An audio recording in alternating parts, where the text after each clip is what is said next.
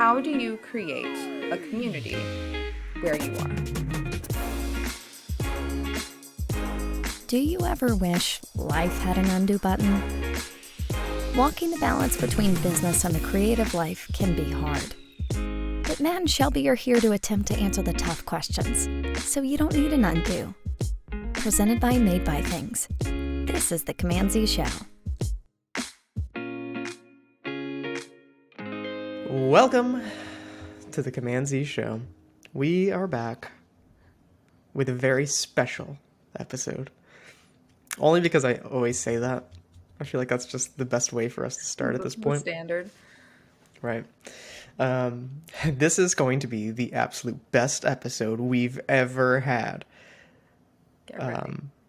I love how Apple always does this. Like, all their, like, launch events, they're like, this is, like, the greatest iPhone we've ever created. It's like, well, it should be.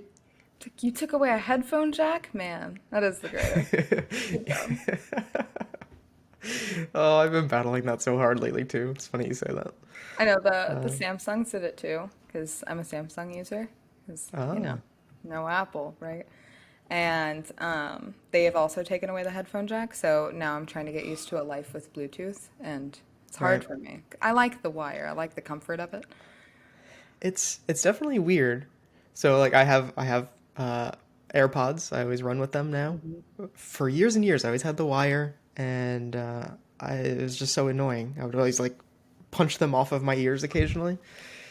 Anyway, but now I'm like, so now I just, like, have this, like, charging case that I carry with me. I'm like, is that really better? That's just different. See, I was traveling, and I had, like, the fake AirPods.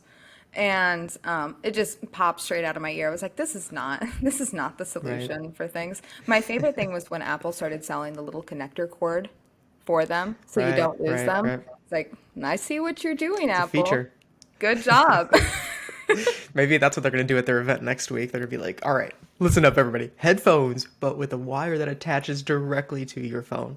It's crazy. Reinvent it. Yep. They're Steve doing Jobs that would be with your phone proud. right now. Anyway, we have more important things to talk about, I think. But today we are guestless. We're going to try to do a few episodes. Here's the thing. It's difficult lining up guests every single week to be able to do this. So we're going to take a little bit of a break, maybe. I don't know. Maybe a week or two where we're just going to have some conversations about things that we're thinking about. We're fun, though. I think so. I hope so. We'll see. I hope so by Hello Harry from Spotify. Hang on a second. Alexa, stop. I don't... apparently Alexa can't say her name. And she's our guest. Yeah. And today's guest is... I hate that, like, we're just very technology troubled this morning, it seems. First it was we're attacking Apple, now... We have Amazon just lurking in my background, waiting Just to be part of this. Yeah. I don't even think I said anything even remotely close to that name that I can't say. That's weird. Name that I can't say. Right. Voldemort. I'm going to rename it Voldemort. That's a good idea. I should do it. I mean, it's not going to pick up on anything then. Hopefully. It's true. I don't know. We'll see. It's also tough because my middle son's name is Alex. So there are times where it picks up on, like, oh, yes? Were you calling me? It's like, Did you need no. Anyway, so you've had a bit of an experience over the last couple weeks that's kind of led you to a question. And let's hear what the question is for this week's episode. Well, I was in Boston, so as I've mentioned before on the podcast, I'm getting my MFA from Emerson College in writing for film and television. And a part of that MFA is there's 2 residencies. So there's one in the fall semester and one in the spring semester. So for the fall semester, everybody goes to Boston. Spring semester, everybody's in LA.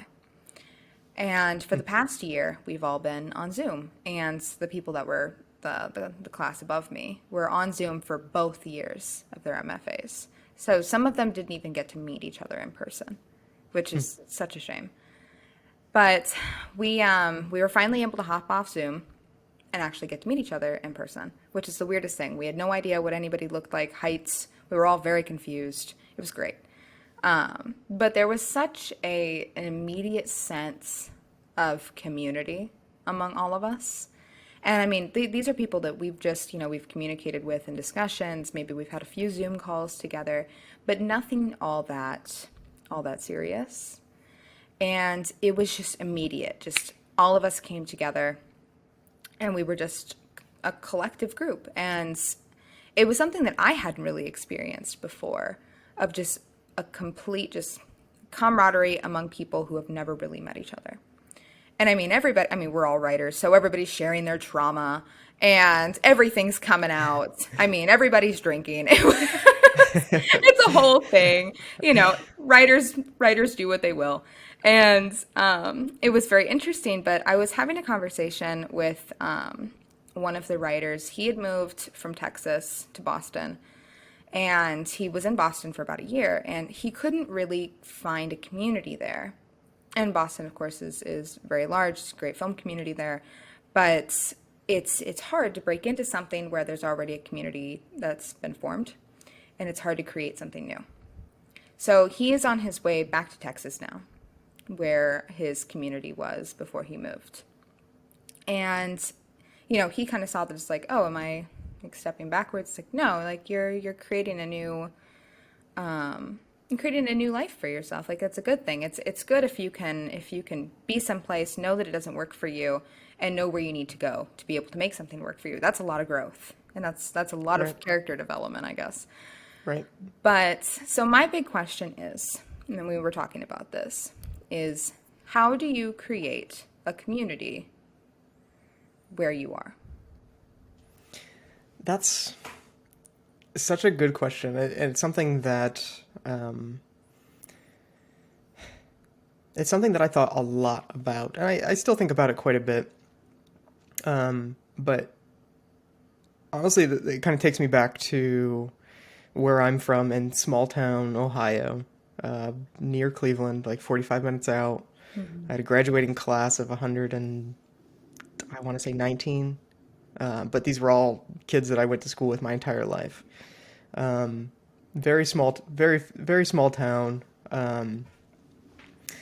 It takes me back to there because it's like I had an interest that was just generally different than everybody else's, and that was art. Like I'm also the kid that like was part of the BMX crowd, and I don't know, like I always seemed to relate to all the different groups that I was around. Yeah. But the thing that I loved the most was just creating, and there was no group for that. And this is all so much easier to see now. Like it wasn't that easy to see then. But I just didn't really fit in that well. And I think this is a really common thing when it comes to just creatives in general, is that there's so few of us, that it's hard to find that crowd, especially like where you are born, basically. It's just an odds thing. It wasn't until I went to college where being around those people that like also wanted to go to school for animation, that's like, so like my absolute best friends are from that time in my life. Like I literally don't talk to anybody from like high school anymore. And it kind of makes me sad, but at the same time it's like that wasn't really, those people weren't part of my community. Yeah. But whenever I went off to college, like that was probably the largest benefit that I wasn't really prepared for. And honestly, I think that's one of the greatest benefits of college in general. I don't think that it's necessarily learning software or having good teachers. I think it's being part of a community. I think that's the thing that really I totally agree. makes it worth it, really. For me, it was, after college, I had this sort of moment where I was like, where is my community now? Like, and that, like, we all dispersed all over the country. Like, it just wasn't there anymore. So it's this emptiness, I guess, of like just being around people that could push me. And I don't know, it's definitely hard those first couple of years after college, like just trying to like find my footing, I guess, again. Sorry, this is a really long story, but then, my dream was always to be able to go out to Los Angeles. And went out there on vacation, ended up staying there basically. But that was the one thing that that Los Angeles did very, very well. And a lot of it's just a numbers game, honestly. Like, there's just so many creative people there, Yeah. but there's so many communities that you can be a part of. And honestly, I didn't take full advantage of it when I was there because I was mostly busy working. But like little events that just would pop up with really big name people just out of nowhere, and you're just like, oh, this person's going to be at this little place tonight? Like, cool, I'll be there. And then it just turned into like this cool pizza party or something. Like, I don't know. It's just really cool stuff like that. And whenever my first son was born, it was basically like, okay, we're ready to move on from Los Angeles. We're ready to go somewhere else. And initially it was like, I was looking at New York and Chicago because, again, I'm like, all right, bigger cities, just a greater chance of having that community when I go to those places. But this is my pitch for now for Columbus. But I started seeing stuff that was going on in the Columbus community as far as creative and animation and motion design goes. And I was like, wow, this is really interesting. Like, small town, like still big city, but it's much smaller than most of the other ones. But it was somewhere that I could see the community was already there. So it's like, oh, that was one of the most important things for me based on wherever I decided to go next. And whenever I came to Columbus, I mean, I didn't know anybody. I'm from Ohio, but I'd never been to Columbus before then. Like, we straight up like paid for an apartment without ever even being in the city before. Super uncomfortable. Do not recommend. It did work out very well. But once I got here, it was kind of my mission to find that community and be a part of it. Not just know about it, but just be a part of it. So the first year that I was in Columbus, again, I didn't know very many people, but I was like, you know what? I'm just going to start looking up these people that are doing amazing work, and I'm going to ask them to have coffee. And I think I've told this story several times, but like my goal was like one person every month, and ended up meeting with like 26 people after like 3 months or something. It was crazy. I don't know. It was just a bunch of people. But I loved it. Like, I loved meeting these people. And for me at that point, like, there was some communities, creative communities in Columbus, but after a while, I just couldn't really, I don't mean this to sound bad to any of the other communities that are here, but I just didn't really seem to fit in to those ones either. And I was like, okay, I'm not going to just accept that and just be like, well, let's make it work. I'm going to create my own.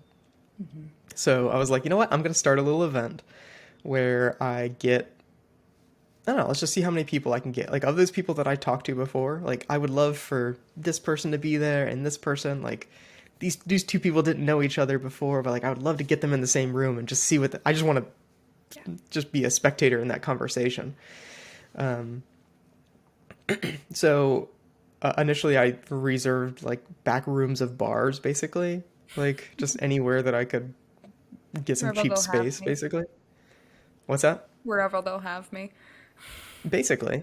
Yeah. And the first one we did, there was like 8 people that showed up, and I was like, okay, that's cool, but like, I know there's more people that could benefit from this. The next one we had 12, I think. And at that point I named it Making Midwest, because I was like, you know what, it's a little meetup kind of thing. And it evolved over sorry, this is a super long story now. No, I'm you're really good. going for this. I wanted to do this every 3 months, and I was like, you know what, let's see if we can get 60 people Like that was kind of my goal. Like, so we'll just keep running this thing every 3 months until I get 60 people. And then, I don't know, we'll see what happens. And the third event, we had about 30 people, and we started having presenters. So I was like we just had 4 people that I've talked to in the past. And I'm like, these people have great stories, but they've never had a stage to speak on. And this isn't like an actual stage. This is a same level TV propped on a bunch of pallets. I've been in those rooms. I like them. Right. And I guess that's what it was for me too. I was like, I loved that so much. Like I loved getting these people together. But yeah, again, so we had 30 people. And then in the 4th event that we did, we ended up getting over 60 people. And I was like, wow, this is really cool. Like it's fun to build a community, and it was always fun to just watch these conversations happen, watch people get jobs because of it. And it came to a point where I was like, okay, well, I think, I kind of achieved my mission in less than a year. But then it was like, well, let's do something with it. Like we either have to stop or go bigger. Like I'm not the kind of person that just stays at the same level ever with anything. So I was like, you know what, let's double down on this. Let's make it an annual conference. And basically, again, kind of like hole in the wall theater type things. We got a couple of big names in, and I don't know, like the first year, I think we had 100 people show up. We ended up doing it for 3 years total. And on that 3rd year, we had like 250 people show up. I realize that I always go to this metric of like how many people are there, because that's honestly just kind of how I always judged like the success of it. And it's not necessarily the right way to measure that success. But for me, I was like, I don't know, community is based in numbers. Yeah. So it was like, I don't know. Again, just even after that 3rd year, like I would go to meetings, and I'd see somebody else that I just met at Making Midwest like the week before or something. And I'm like, oh, hey, that's so cool. I like just met you. Like, what are you doing here? And they're like, I have a job interview. Like, and I'm like, oh my God, like I don't know. That was one of the coolest things. Just to be a part of that connection that could be made. Yeah. But obviously, since then we've had to kind of slow it down a little bit. This little thing called COVID happened, and really changed kind of how communities work, honestly, altogether. And I'm still trying to learn how to adapt from that. But I don't know, like just even whenever like I would teach or anything, I always tell students like, yes, your portfolio is important. Your network is important, but being a part of that community is the thing that is probably more important than the other things altogether. Yeah. It's this thing that gives you, I don't want to say purpose necessarily, but in a way, I guess it kind of does, where it's just like, it sort of validates your identity in a way. Mm-hmm. Of like, you know what, there's other people just like me, and we can relate to these same common problems. Yeah, sorry, I've been going on for a while now. Yeah, you're good. What are your thoughts? No, I agree with that, though, is with having a community is you do feel validated in, what you're interested in, and especially your experiences, because like even just having this conversation with you, Matt, and listening to you, I relate so much to everything that you just said. And I think a lot of creatives do, because I came from, especially around here, because I lived on the farm, and I lived about 35 minutes away from where I went to school. So I would drive to school, mm-hmm. and yeah, I'm kind of forced to be around this specific group of people at all times, right? And then I drive back home. And that's very isolating, especially if you're a creative and you're a creative looking for other people like you. And I did theater and stuff like that, but it was never really the same as being around a community that is kind of a live-in community almost, like being able to find people within the city that you're in.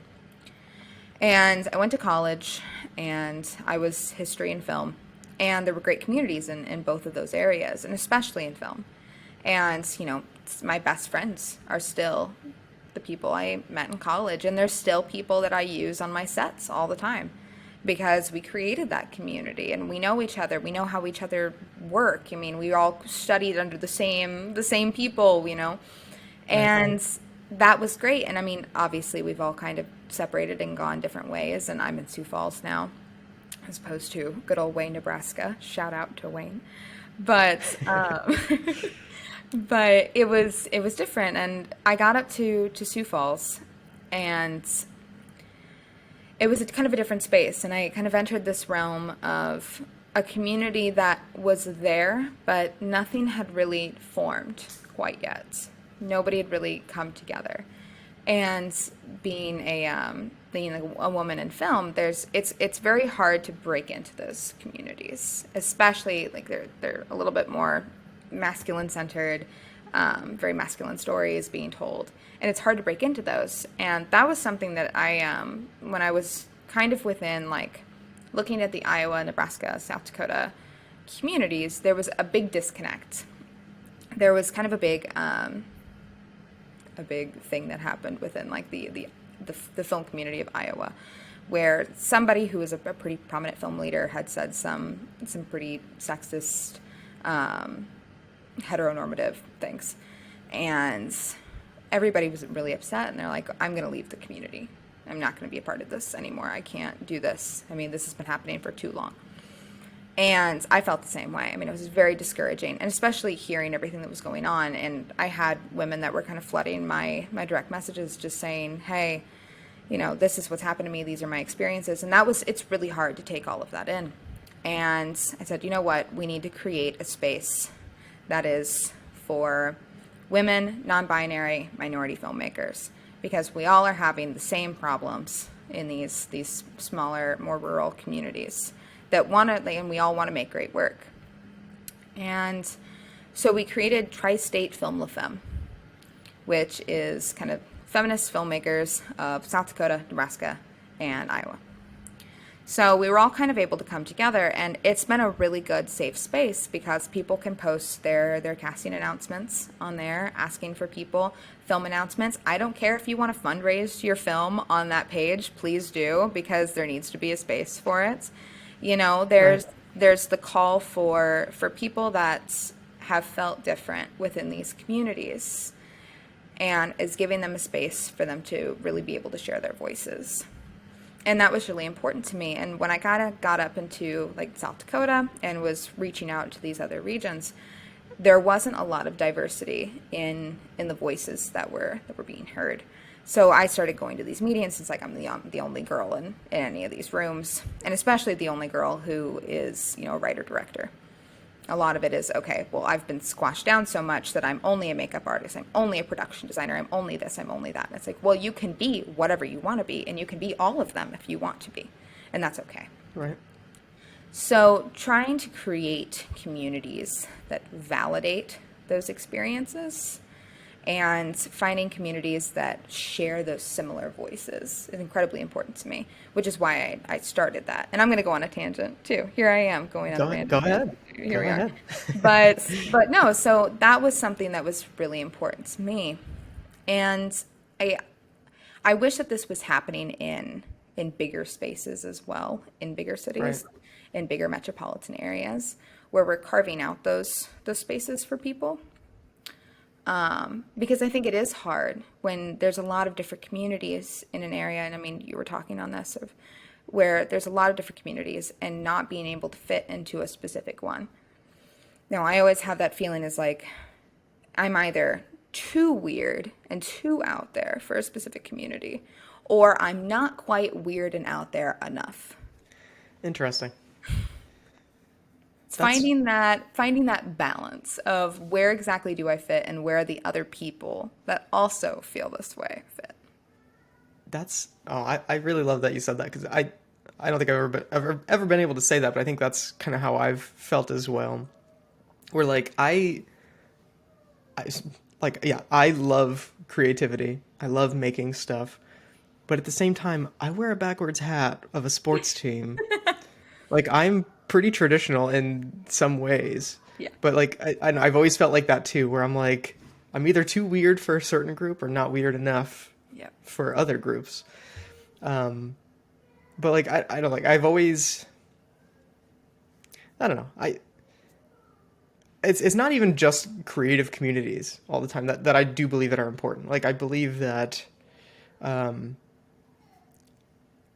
even things like church, regardless of religious belief, one of the greatest benefits of religion and church is community, and being around people that have same views, right?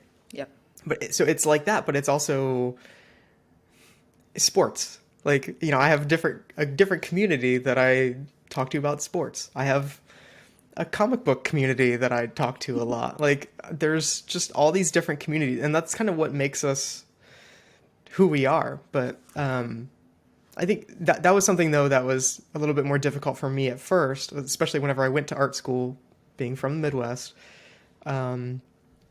Was like, okay, I feel like, I don't have blue hair. I wear pretty standard, normal, traditional clothing. Like I'm not like all these people. Like I can relate to these people in some ways, but in other ways I'm like, I can't do that. Like I didn't have a bracelet that had the little spiky studs on it. You're not fitting the art school stereotype. No, no, I definitely wasn't. But I guess I don't know. I think it's really interesting that you do bring that up because I think the thing with creative communities is that they're generally welcoming. Yeah. It's just I don't know. I think there's some that work and some that don't for certain people. Just like any other community in the world.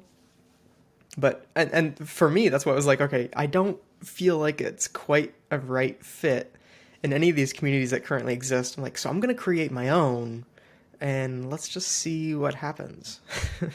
But it almost seems like, you're along the same lines. Yeah. I think it's important to carve out spaces for yourself. And it was kind of interesting because when I was in Emerson for the week, the space had already been carved out for us. And so the way Emerson works is they pick about like 22, 23, 24, somewhere in there, like the early 20 range of like how many people that they're going to select for that year of students. And so there were about 23 or so of us. And the head was able to kind of go through and think, okay, these people are all going to work well together. And it's not that we all tell the same stories. It's not that we all have the same voice. I mean, people are coming from everywhere, all walks of life. Me randomly from South Dakota. There's a lot of different stories to be told in there and a lot of different experiences. I mean, I was talking to a friend I made who he's lived his whole life in New Jersey and he's never really driven a car. He just got his learner's permit. Really? And it's like, man, I've been driving farm equipment since I was 12 years old. It's it's such different experiences. And it was very interesting to see all of these people that all come from different backgrounds be hand selected and then all work together so well. Right. And I don't know what they're doing at Emerson that gets them to select these people so well, but they did a fantastic job. I don't know if we're all just like selecting like just the perfect boxes or what it is, but we all just fell straight into place. And that was so different because I'd never really experienced just a community falling in place like that. And it was strange because when we all left, we all got on our respective planes, and afterwards we were all kind of like, everybody went to dinner with their families. They got back. Right. Everybody's rejoining their other communities that they have. And we're all sending little messages of, man, I really miss you guys. Like, yep. This was a good, healthy week of just communal bonding. Even though we're all back in our original communities that we've built and we've come together with, we're all still like, man, I wish that I could kind of grab a little piece of what we had in Boston. And that's hard though, too, because I'm kind of in a place now where it's like, man, I almost wish I wouldn't have experienced it, because now there's that little taste of like all these people that just came together. It's like, but it's never going to be the same as like in that moment. Right. And we talk about college too. It's never going to be the same as how we experienced it. And those those communal experiences, especially coming together for the first time, those can't really be replicated. It's just Right. that little liminal space that those experiences exist in, which is hard. And how do you Right. even write about that? I'm trying to, but it's not working very well. Right. There's something to that also, just shared experiences in general that bring people closer together. Like I think about the first job that I had, we would do did an event called Science Bowl, and it is a big thing in the whole country for like some of the smartest kids in. I'm pretty sure they're all in high school, I think. That's fun. And I just honestly, the first year that they asked me to like be involved, I was like, no, this sounds No. incredibly. You want me to take pictures of people answering trivia questions? You want me to make like a little video for this? Like, I just sounded so awful to me. But everyone was like super excited about it. Like the people that would go all the time, like every year that they would do this. And I'm like, I don't know. I guess I'll do it. So they did like a regional thing in Pittsburgh first, where that's where I was living at the time. And I was like, this is kind of interesting. Like this is like pretty like legit competitive, and these kids are just incredibly brilliant. Like I don't understand how they got this smart in high school. So fast. But then like yeah, it just I don't know. Like there are specific kids that just had like an amazing story that like I would just want to follow. Like this one year there was this kid that like he would just like they would ask a question, none of his team members know, and he just puts his head down for like as long as like I think they had like 30 seconds to answer the question. And then like at second 29, he'd lift his head up and shout out the answer and be right. And he did this like so often. And I was like, he just comes out of nowhere. Like it just comes to him and he answers these questions. Anyway, so that was like a regional event, and then it would go to Washington, D.C. for the national event. And so many of these kids that win their regionals, they often show up in the nationals like repeatedly. So they're seeing like friends from last year and stuff like that. Like it was like a camp experience, like of these really, really nerdy, smart kids, and like to Makes me see so them and happy. how, yeah, it did. Like that was like that was their community. And like for me, it was like that's the story that I want to be able to tell. Like from my perspective, like if I'm taking video of these things, if I'm doing photos, like creating design work, like so to me it was like, and honestly, like even that time, like the people that I worked with were working 24 hours a day basically for an entire week. And it was like, wow, it was those experiences right there that like I miss so much. Like I wish I could just keep doing that. I would do it for free, honestly. Um, but it's just like there's certain moments, I guess, like that where again those shared experiences bringing people together that just it makes you just kind of long for just that all the time. I don't know. I know. I do wish. By the way, I was a judge at a science bowl at one point. Were you And it really? was really fun. So you know what it is. I know. I had a really, really fun time, and it was for high school students. So I Yeah. understand where you're coming from because, like, all these high school students had come to Wayne, and I had just volunteered. It's like, yeah, I'll be a science judge. It sounds like fun. I'll do that for a Saturday, and it was fun seeing all these kids, and like, yeah, that's something that's so true is watching kids come together, and I think this is so pure. Like, and you talk about children a lot because you have children, and I like the pure creativity and the pure communities that come from children. Is and I mean high schoolers under the age of 18, right? Right, right. Before they've branched out Yeah. and still in high school. So it's so interesting to watch people like come together in these little pocketed communities after not seeing each other for a year. And it's just everybody just links back up. Everyone goes back to their respective groups. And they say that it's not good to kind of group up or to have cliques, I guess. But it does, I mean, it's human nature to form little Right. groups and find people and create little pockets in these big spaces. Because that's just what we do. That's just what humans do. We want to find people that are similar to us. So, when all the nerdy science kids come, they find the nerdy science kids that are interested in the nerdy science stuff that they're interested in. Right, right. And I was in because I did speech and quiz bowl and all of that Look stuff. at you. I was That's not I super was surprising, but I was a nerdy kid, and I still am. If I could, I'd go back. I'd do it all over again. It was super fun. But like you go to speech tournaments, right? And that's about as nerdy as it gets. Is a bunch of kids that are like, you know what? I want to spend my Saturday giving speeches. It's like, yeah, right. me too. You know what? I want to spend my Saturdays giving speeches still today. That sounds like a blast. So you have all these kids together and you notice them and you go, "Oh man, I remember them. They did that weird thing last year." And I always did weird stuff. Like one year I played like an anthropomorphic hyena. Because why not? So I got I'm great learning so comments much of it. about I that. had fantastic reviews, so I'll take that. The reviews are in, they're great. I'm a great hyena. So, but you notice people and you find that I'm gonna kill Matt. I can't stop laughing. I can just imagine this. I don't.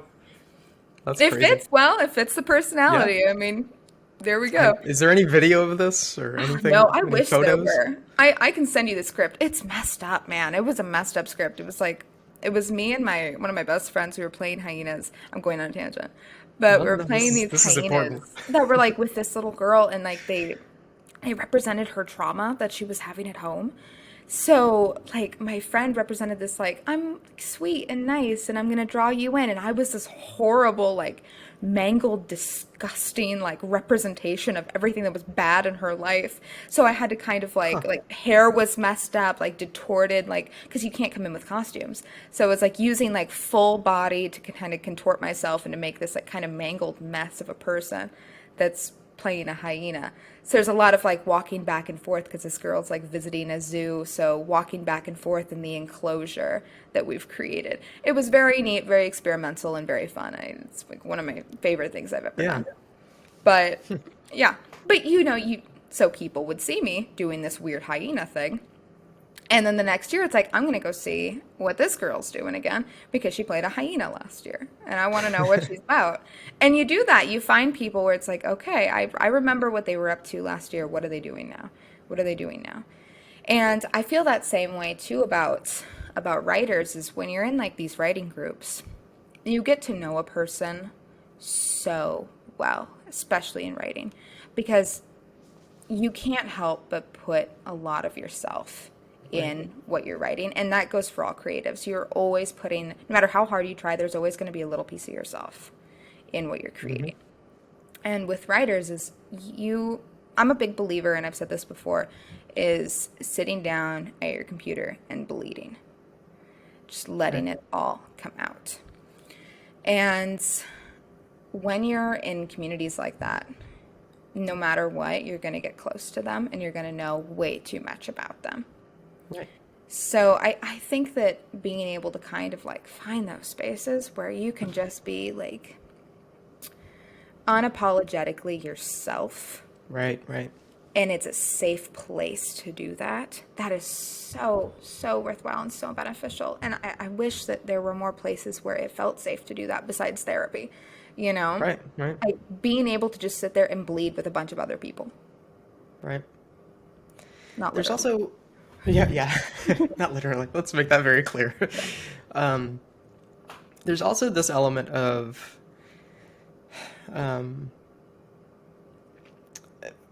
being around people that you do share a lot of things in common with, but are also very different from you as well. Yes. And this is something that, as a white male, like, it's, I early on in my life, a white male from the Midwest, I was basically around people that were exactly that, right? Yep. So there's just a lot about culture and just a lot of things that I just couldn't understand. I just wasn't around me. It wasn't until I, went to college where I saw all these different people where I was like, oh, that's interesting. Like, let me, learn about some of these people, like, and hearing some of their stories and hearing about how, honestly, I didn't really understand how, privileged I was until I started being around these other people. And it's like, okay, this is not necessarily fair, but like, what am I going to do to try to help these situations the best that I can, right? And I don't know, it just a lot of little things, just like even like people coming from broken homes, and it's like, okay, like that sounds incredibly difficult. But I think that part of the part of a creative community is that we generally have a lot of empathy, for other people, and I think that's one of those things that helps us understand each other and to tell stories that maybe are not exactly our own, Yeah.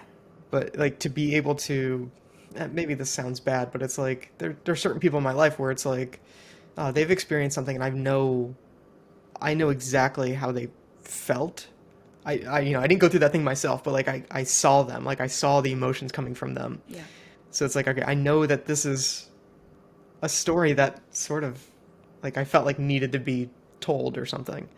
Um, and I'm not always the one to tell that story, but at the same time, like, I don't know, there's a direct link between community and creative possibility, and or I don't know, like I often think about these things like a a word web, right? And you are the center point, but like what are the connection points?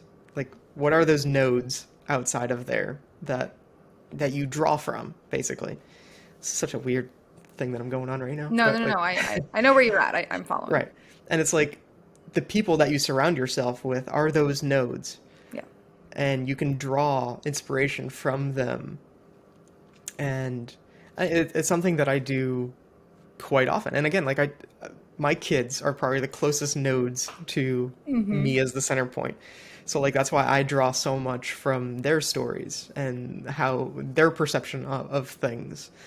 And I don't know, like it's just there's certain things that I just find to be really fascinating, about just getting different parts and pieces of your community together and telling stories. Again, I don't know if I'm making any sense right now, but it's very much a I don't know, sort of vision, I guess, of how I see a community actually working together to be able to help one another, especially a creative community.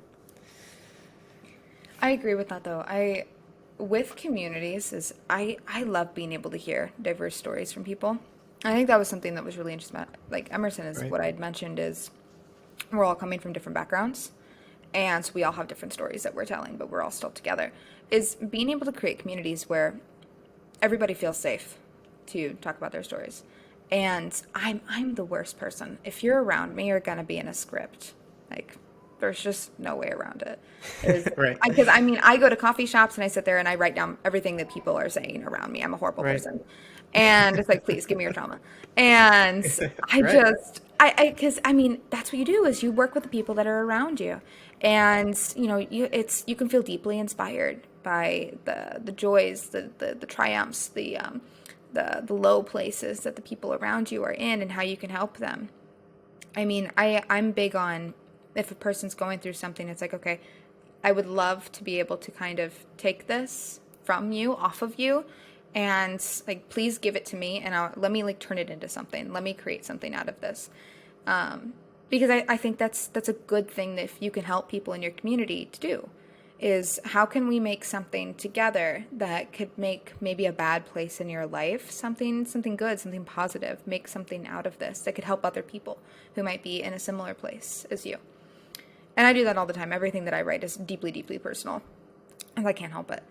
And maybe it's therapy, whatever. But it's good. It's good to be able to write those deeply personal things. And I think too, on the topic of bringing up diverse communities, is being able to recognize your privilege within a community is very important. Like the fact that you were able to kind of, okay, I'm at college and I'm meeting all of these different people, and I didn't quite realize like the fact that I was coming from a privileged place.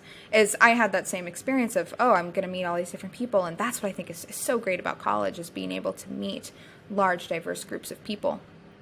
And being able to recognize where you fall within that and what you can do to help other people is incredibly important as a community leader, is being able to give a platform for those who don't have it. Being able to uplift the voices of the voiceless is incredibly important. Because if you don't do that, you're complicit to the same issue that's been happening. It's a systemic problem of, okay, well, it doesn't impact me, so I just won't say anything, or I'm not going to help anybody else because it's not directly impacting me. It's important to be able to say, okay, this is impacting you and this is important to you. You need to be able to talk about this. You need to be able to tell your truth.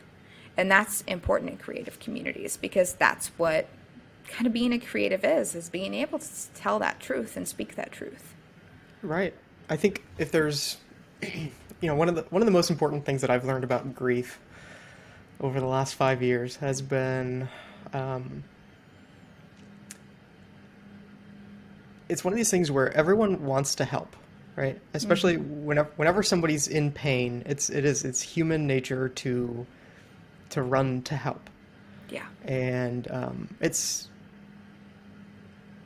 it's tough for people to know exactly how to help. Like, you always hear people like saying like, "Oh, I'm just trying to help." Yep. This is another one of the things. Guys specifically are very guilty of this. Always trying to, like, for my wife, whenever she's trying to tell me about like some trouble, I'm like, "Oh, well, try doing this, try doing How that." can I fix this? Yeah. Exactly. And it's like I know I'm doing it, but I can't stop still. But anyway, it's whenever it comes to grief, like, nobody wants anyone else to experience pain. Yeah. And I can't remember the quote, but it was something like, to help people with their grief, it's really about, you do that by feeling pain with them. You don't try to, you don't try to fix it necessarily, but you feel that pain with them. That is how you help a friend that is going through grief. I don't know, like, it's tough because, again, going through all the stuff that I've gone through, like, there's people that are like, "Oh, you know what, it'll get better soon." It's like, all right, I know you're trying to help, but that's a really shitty thing to say. It's awful. But, like, it's just, everyone would try to come up with the words, and then over time they realize they didn't have the words, and then they're silent about it. Yeah. And honestly, for me, that's why I needed to create that short film that I made called "Where Are You Now?" It's like, I need people to understand, like, how I'm feeling about things, because nobody's really asking, honestly. They're just like trying to help. Fixing, not asking. Right. Yeah. And I think that, again, with creative communities, it's like, telling those stories is one of the ways that we heal ourselves, and I think it's a way that we heal each other as well. And I think that's what makes it so fascinating, of kind of what we do, where we are a community with a certain set of skills that, I don't know, like, again, like, when I even talk about, like, my church community, it's very much that way too, but, like, we try to help in different ways, where it's like, oh, this person lost their job, this person is sick, let's help by, making food for them, or like mowing their lawn, like stuff like that. Like, so all communities are meant to help in certain ways, but that's what just makes a creative community very interesting, is in how we do actually help, is kind of through these stories and through our abilities. I love that you mentioned this, because that's something that I think is important in communities, is the idea that you're not there to fix other people's problems. The community doesn't exist to fix what's going on with you. The community exists to uplift you, to feel your pain. When you are low, they are low. We're experiencing this together, so you don't have to experience it alone. That's important. Right.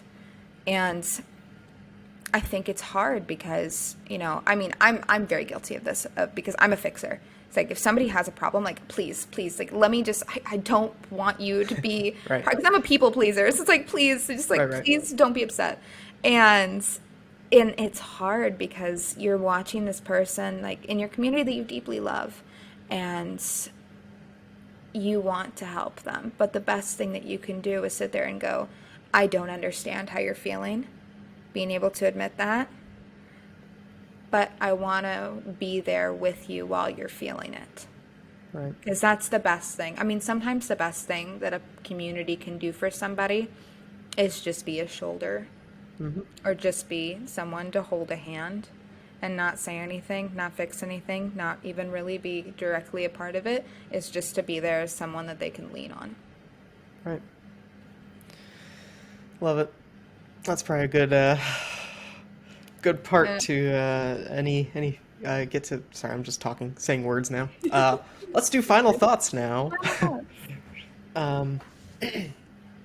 I'll say, yeah, I think it's just being a part of a community, being a part of several communities, honestly. I think is just a really important thing in life in general. Like, I honestly think that's one of our purposes in life, is to be a part of a community, at least one. And I think that especially creative communities can help you in more ways than you really know. Yeah. And that's why, again, for me, I'm always telling people, like, be a part of some kind of community, whether that's some sort of online group. Worst case scenario, be a part of some kind of online community, right? Even honestly, the ones that are like paid communities, I'm even for those, depending on the value that they offer. But if you're really struggling to, find a group of like-minded people, don't be afraid to treat it like a gym membership. But at the same time, like, in an ideal world, you can, I don't know, see these people on a regular basis and be able to, I don't know, share those experiences. And I believe that being a part of that community is more important than the portfolios that we have, by far. So that's always my big recommendation. So you go ahead, Shelby. Final thoughts. Focusing on like the creation of a community is, if you're not finding one that you fit in, right?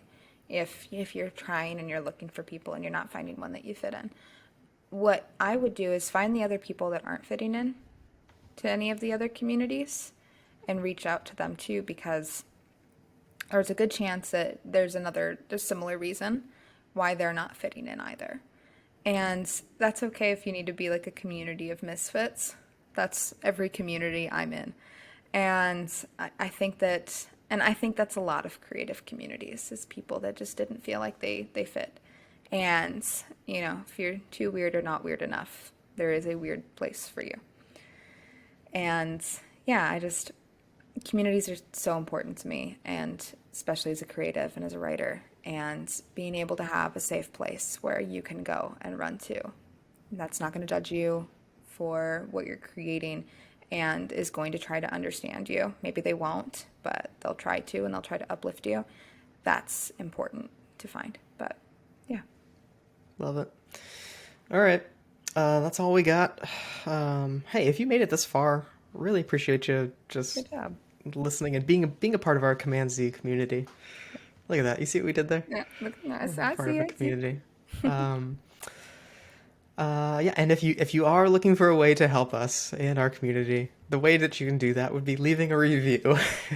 Such a salesy thing. Please leave a review on iTunes or Spotify, anywhere. And if you have a question you'd like to ask, Yes. you can always ask us a question. We'd love to hear them. Right. Yeah, definitely. Especially if you even like record a question and send it over to us, and we'll make you famous by playing it on the podcast. Right? That's the value of our community. We make people famous. We do.